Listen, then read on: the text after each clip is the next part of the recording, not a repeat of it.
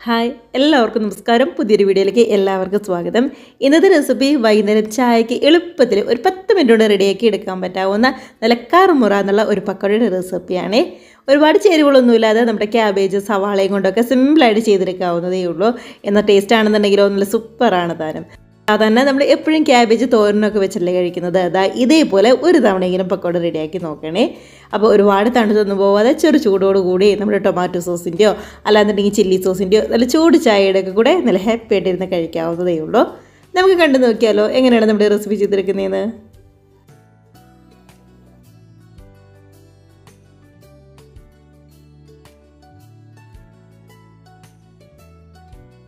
അപ്പോൾ നമ്മുടെ സ്നാക്സ് റെഡിയാക്കി എടുക്കാനായിട്ട് ഞാൻ ആദ്യം പറഞ്ഞതുപോലെ തന്നെ അത്യാവശ്യം വലിപ്പമുള്ള ഒരു ക്യാബേജിൻ്റെ ഇതേപോലെ നേർപ്പകുതി മാത്രമേ നമ്മൾ എടുത്തിട്ടുള്ളൂ. അപ്പോൾ ഇത് മാത്രം മതിയാവും ഒരു പ്ലേറ്റ് നിറയെ സ്നാക്സ് നമുക്ക് റെഡിയാക്കി എടുക്കാനായിട്ട്. കണ്ടോ, നേർപ്പകുതി എടുത്തിട്ടുണ്ട്. അപ്പോൾ ഇനി ചെയ്യേണ്ടത് ചെറുതായിട്ട് ഒന്ന് അരിഞ്ഞെടുക്കലാണ്. പൊടിയായിട്ട് തീരെ പൊടിയായിട്ട് കൊത്തി അരിയൊന്നും ചെയ്യരുത്. ഇതേപോലെ ചെറിയൊരു നീളത്തിൽ വേണം അരിഞ്ഞെടുക്കാനായിട്ട്. നമ്മൾ കയ്യിലെടുത്ത് തന്നെ നോക്കുമ്പോൾ തന്നെ അറിയാൻ പറ്റും അങ്ങ് തീരെ പൊടിയായിട്ടൊന്നും പോയിട്ടില്ല. എന്നാൽ ഒരുപാട് വലുപ്പത്തിലും അല്ലാതെ കനം കുറച്ച് ഇതേപോലെ നീളത്തിൽ നമ്മളൊന്ന് അരിഞ്ഞെടുത്ത് വെച്ചിട്ടുണ്ട്. കണ്ടോ, അര ക്യാബേജ് തന്നെ അരിഞ്ഞപ്പോൾ ഒരു പ്ലേറ്റ് നിറയെ തന്നെ നമുക്ക് കിട്ടിയിട്ടുണ്ട്. അപ്പോൾ മിക്സ് റെഡിയാക്കാനായിട്ട് അത്യാവശ്യം വലിപ്പമുള്ള ഒരു ബൗളിനകത്തേക്ക് നമ്മൾ റെഡിയാക്കി വെച്ചിരിക്കുന്ന ക്യാബേജ് അങ്ങ് മാറ്റി കൊടുക്കുവാണ്. ഇനിയിപ്പോൾ ഇതിനകത്തേക്ക് ചേർത്ത് കൊടുക്കേണ്ടത് സവാളയാണ്. അത്യാവശ്യം വലിപ്പമുള്ള സവാളയാണെന്നുണ്ടെങ്കിൽ ഒരെണ്ണം, അല്ല ചെറിയ സവാളയാണെന്നുണ്ടെങ്കിൽ 2 എണ്ണം വേണം എടുക്കാനായിട്ട്. ഇതേപോലെ തീരെ കനം കുറച്ച് ക്യാബേജ് എങ്ങനെയാണോ അരിഞ്ഞിരിക്കുന്നത് നീളത്തിലാണ് അതേപോലെ തന്നെ നമ്മുടെ സവാളയും അരിഞ്ഞിട്ടുണ്ട്. അതും കൂടി ചേർത്ത് കൊടുക്കുക. ഇനി നമ്മുടെ ഈ സവാളയും അതേപോലെ തന്നെ ക്യാബേജും ഒന്ന് പതുക്കെ കൈവച്ച് ഒന്ന് മിക്സാക്കി എടുക്കണം. അപ്പോൾ ഇങ്ങനെ ചെയ്യുന്നത് എന്തിനാണെന്ന് വെച്ച് കഴിഞ്ഞാൽ നമ്മുടെ സവാള അരിഞ്ഞതും അതേപോലെ തന്നെ ക്യാബേജും ഇങ്ങനെ ഒരുപാട് ഒട്ടി മിക്സായി കിടക്കാതിരിക്കാൻ വേണ്ടി ഇങ്ങനെ വിടർത്തി ഇടാനാണ് ഇതേപോലെ പതുക്കെ ഒന്ന് മിക്സ് ചെയ്തെടുക്കുന്നത്. ഒരുപാട് അങ്ങ് മുറുക്കി ശരിക്കും ഒന്ന് പിഴിഞ്ഞൊന്നും എടുക്കണ്ട. ഇതേപോലെ പതുക്കെ ഒന്ന് വിടർത്തി ഇട്ട് കൊടുത്താൽ മാത്രം മതിയോ. ഇനിയിപ്പോൾ കളറിന് വേണ്ടി നമ്മൾ ഒരേ ഒരു ടേബിൾ സ്പൂൺ കാശ്മീരി റെഡ് ചില്ലിയാണ് ചേർത്ത് കൊടുക്കുന്നത്. എരിവുള്ള മുളക് പൊടി ചേർക്കണ്ട കേട്ടോ. മഞ്ഞൾപ്പൊടി ഒരു 1/4 ടീസ്പൂൺ ചേർത്തിട്ടുണ്ട്. അതേപോലെ തന്നെ ഗരം മസാല ഒരു 1/2 ടീസ്പൂൺ എടുത്ത് ചേർത്ത് കൊടുത്തിട്ടുണ്ട്. ഇല്ലാന്നുണ്ടെങ്കിൽ ഒരു 1/4 ടീസ്പൂണിൽ കുറച്ചും കൂടി കൂടുതൽ, അത്രയും മാത്രം മതി.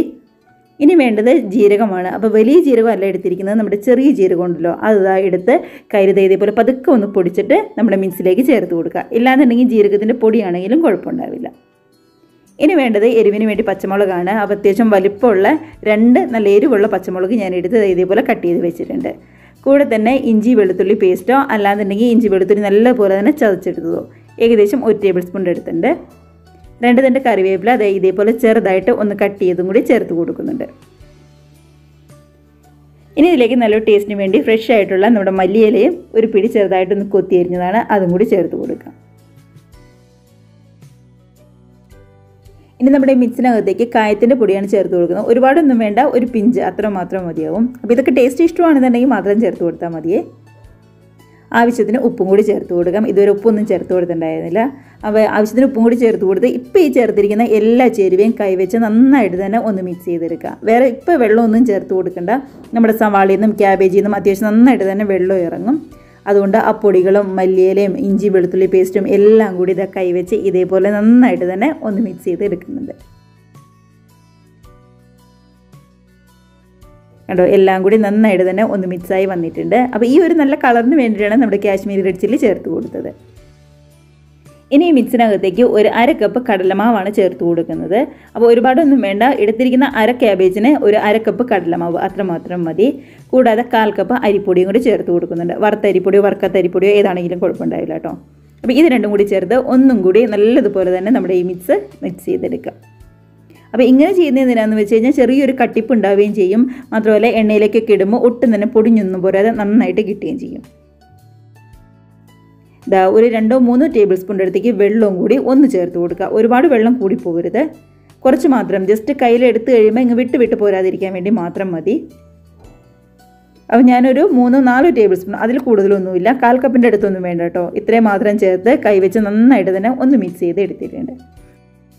ഇതിപ്പോൾ കയ്യിലെടുത്ത് നമ്മൾ കുറച്ച് നോക്കുമ്പോൾ തന്നെ നമുക്ക് മനസ്സിലാവും വെള്ളം കൂടുതലാണോ കുറവാണോ എന്നുള്ളത്. അപ്പോൾ വെള്ളം കൂടുതലായി പോകാതിരിക്കാൻ വേണ്ടി പ്രത്യേകം ശ്രദ്ധിക്കണം. ഇനി കൂടുതലാണെന്നുണ്ടെങ്കിൽ കുറച്ച് അരിപ്പൊടിയും കൂടി ചേർത്ത് ഒന്ന് മിക്സ് ചെയ്താൽ മാത്രം മതി. ഇപ്പോൾ ഒട്ടും തന്നെ വെള്ളം കൂടുതലോ കുറവോ ഒന്നും അല്ലാതെ കയ്യിലെടുത്ത് നോക്കുമ്പോൾ തന്നെ നമുക്ക് മനസ്സിലാവും നന്നായിട്ട് തന്നെ വന്നിട്ടുണ്ടെന്ന്. അപ്പോൾ ഇത്രയേ ഉള്ളൂ നമ്മുടെ ക്യാബേജിൻ്റെ മിക്സ് എന്ന് പറയുന്നത്. അപ്പോൾ ഇനി ഒട്ടും തന്നെ സമയം കളയാതെ നമുക്കിത് ഫ്രൈ ചെയ്യാനായിട്ട് തുടങ്ങാം. റെസ്റ്റ് ഒന്നും ചെയ്യാൻ വെക്കണ്ട കേട്ടോ. എണ്ണയൊക്കെ ആണെങ്കിൽ അത്യാവശ്യം നന്നായിട്ട് തന്നെ ഒന്ന് ചൂടായി വന്നിട്ടുണ്ട്. അപ്പോൾ എണ്ണയൊക്കെ നന്നായിട്ട് ചൂടായി വരുമ്പോൾ ഗ്യാസ് ഒരു മീഡിയം ഫ്ലെയിമിലേക്ക് മാറ്റി കൊടുക്കുക. കയ്യിൽ കുറച്ച് വെള്ളം ഒന്ന് പതുക്കെ നനച്ച് കൊടുത്തതിന് ശേഷം ഇതേപോലെ നമുക്ക് ഇഷ്ടമുള്ള ഏത് ഷേപ്പിലാണോ അതേ ഷേപ്പിലിട്ട് നമുക്കിങ്ങ് ഫ്രൈ ചെയ്ത് എടുക്കാവുന്നതേ ഉള്ളൂ. ഒന്നെങ്കിൽ ഇതേപോലെ കുറച്ച് വീതിക്ക് ഇങ്ങനെയും ചെയ്തെടുക്കാം. ഇല്ലാന്നുണ്ടെങ്കിൽ നമ്മൾ കയ്യിൽ ഇതേപോലെ കുറച്ച് നുള്ളി ഇട്ട് കൊടുക്കില്ലേ, അങ്ങനെയാണെന്നുണ്ടെങ്കിലും കുഴപ്പമൊന്നും ഉണ്ടാവില്ല. എനിക്ക് കുറച്ചും കൂടി ഇഷ്ടപ്പെട്ടത് ഇതേപോലെ കയ്യിൽ കുറച്ചെടുത്ത് ഒന്ന് നുള്ളി ഇട്ട് കൊടുക്കുന്നതാണ് കേട്ടോ. നമ്മളിപ്പോൾ ഇങ്ങനെ ചെയ്യുകയാണെന്നുണ്ടെങ്കിൽ കുറേ അധികം സ്നാക്സ് ഉണ്ടാവുകയും ചെയ്യും. മാത്രമല്ല കുട്ടി സ്നാക്സ് പോലെ നമുക്ക് കിട്ടുകയും ചെയ്യും. നല്ല മുറുക്കത്തിലൊന്നും അല്ലാതെ കടിക്കുമ്പോൾ നന്നായിട്ട് മുരാന്നിരിക്കുന്ന സ്നാക്സ് ആയിട്ട് കിട്ടുകയും ചെയ്യും. മറ്റേതാകുമ്പോൾ കുറച്ചധികം വലുപ്പമുള്ളതാവും, ഇതാകുമ്പോൾ കുട്ടി സ്നാക്സ് പോലെ കിട്ടുകയും ചെയ്യും. അപ്പോൾ ഏതാണോ നിങ്ങൾക്ക് ഇഷ്ടം അതേപോലെ ചെയ്തെടുക്കാം. ഒട്ടും തന്നെ കരിഞ്ഞൊന്നും പോകാതെ പ്രത്യേകം ഒന്ന് ശ്രദ്ധിക്കണം. ഒരു വശമൊക്കെ റെഡിയായി വന്നപ്പോൾ ഞാനൊന്ന് മറിച്ചിട്ട് കൊടുക്കുന്നുണ്ട്. അതേപോലെ 2 വശം ഒന്ന് റെഡിയായി കഴിയുമ്പോൾ കോരിയെടുത്ത് മാറ്റി വയ്ക്കാവുന്നതേ ഉള്ളൂ. അപ്പോൾ ഇങ്ങനെ കുട്ടി സ്നാക്സ് ആകുമ്പോൾ ഉള്ളൊക്കെ ആണെങ്കിലും പെട്ടെന്ന് വെന്ത് വരാനായിട്ട് നല്ല എളുപ്പമുണ്ടാവും. 2 വശത്തിൻ്റെ കളറൊക്കെ ഒന്ന് മാറി നന്നായിട്ടൊന്ന് മുരിഞ്ഞ് ശരിക്കും ഇവിടെ റെഡിയായിട്ട് വന്നിട്ടുണ്ട്. അപ്പോൾ കാണുമ്പോൾ തന്നെയാണെങ്കിൽ നിങ്ങൾക്കറിയാമല്ലോ, ഇവിടെ തന്നെ കരിഞ്ഞൊന്നും പോകാതെ നന്നായിട്ട് കിട്ടിയിട്ടുണ്ട്. അപ്പോൾ ഈ സമയത്ത് ഇതങ്ങ് കോരിയെടുത്ത് മാറ്റി വയ്ക്കുവാണ്. ഇതേപോലെ തന്നെ നമുക്ക് ബാക്കിയുള്ള സ്നാക്സും പെട്ടെന്ന് റെഡിയാക്കി എടുക്കാം. അപ്പോൾ ഓരോ തവണ ചെയ്യുമ്പോഴും കയ്യിൽ കുറച്ച് വെള്ളം ഒന്ന് പറ്റി കൊടുക്കുകയാണെന്നുണ്ടെങ്കിൽ കയ്യിലൊന്നും ഒട്ടും തന്നെ ഒട്ടിപ്പിടിക്കാതെ പെട്ടെന്ന് അങ്ങ് എണ്ണയിലേക്ക് വീണോളും. കണ്ടത് ഇതേപോലെ കുഞ്ഞതായിട്ടാണ് ഞാനിവിടെ ഇട്ട് കൊടുക്കുന്നത്. അപ്പോൾ സ്പൂണൊന്നും വേണമെന്നില്ല കേട്ടോ, നമ്മുടെ കൈ വെച്ച് തന്നെ ഇതേപോലെ അങ്ങ് ഇട്ട് കൊടുത്താൽ മാത്രം മതി. അങ്ങനെ അര ക്യാബേജ് കൊണ്ട് ഒരു പ്ലേറ്റ് നിറയെ കുട്ടി നല്ല കറുമുറ എന്നുള്ള സ്നാക്സ് നമ്മളിവിടെ റെഡിയാക്കി എടുക്കുന്നുണ്ട്. എല്ലാവരും ഇതേപോലെ ട്രൈ ചെയ്ത് നോക്കട്ടോ, ഉറപ്പായിട്ടും ഇഷ്ടമാവും.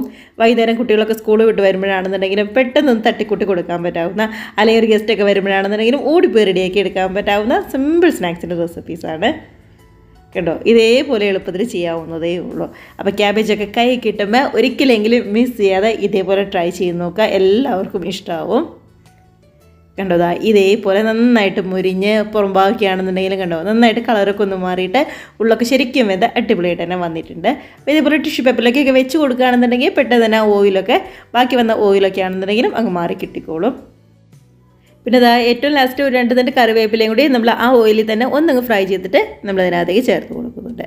അപ്പോൾ ഇത്രയേ ഉള്ളൂ. കാണുമ്പോൾ തന്നെ നിങ്ങൾക്കറിയാലോ എത്രത്തോളം സിമ്പിളായിട്ടുള്ള അതേപോലെ തന്നെ നല്ല ടേസ്റ്റി ആയിട്ടുള്ള കുട്ടി സ്നാക്സ് ആണെന്ന്.